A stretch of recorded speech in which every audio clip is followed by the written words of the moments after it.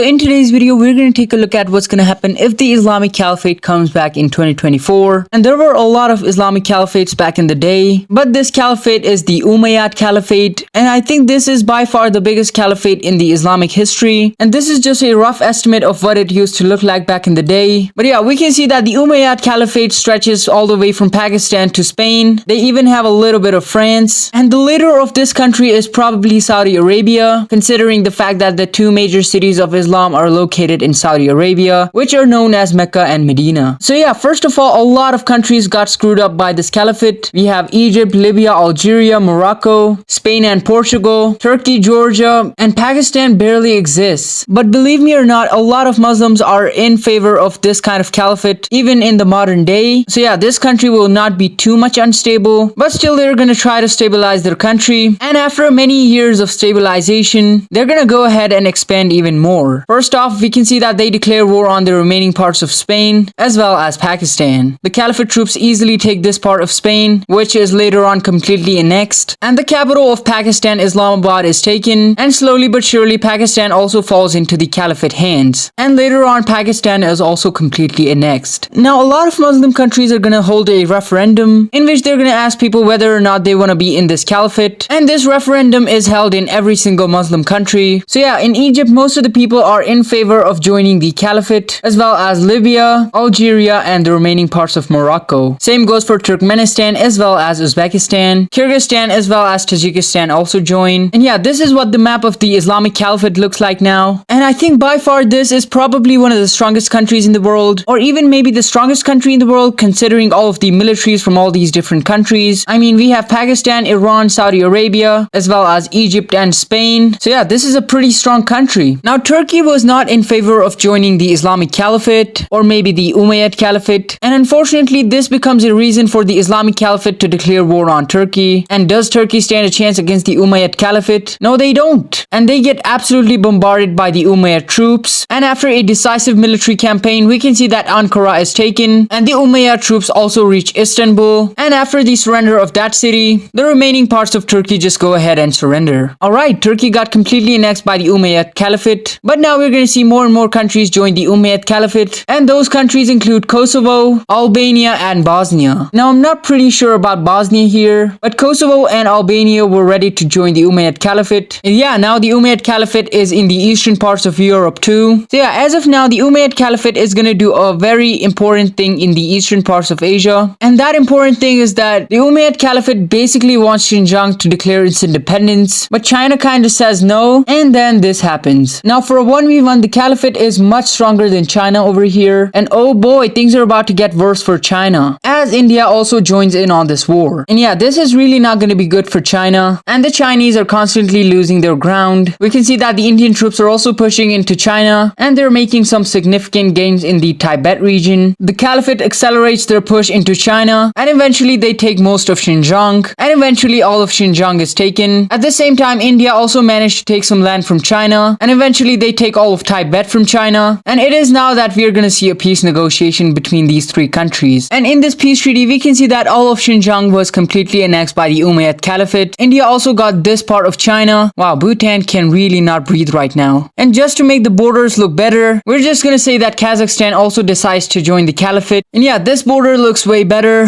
But to suffocate China even more, we can see that Malaysia as well as Brunei decide to join the Islamic Caliphate. And now the Malacca Strait is under the Islamic Caliphate's control, which is really not good for China, as this is their major trade route. But yeah, these are all the things that the Islamic Caliphate would do if they reformed in 2024, or maybe if they came back in 2024. And this video is only for entertainment purposes, so don't take it too seriously. But yeah, this is going to be it for today's video. If you enjoyed this video, make sure to subscribe, leave a comment, and tell me what you guys want to see in the future. And thank you for watching.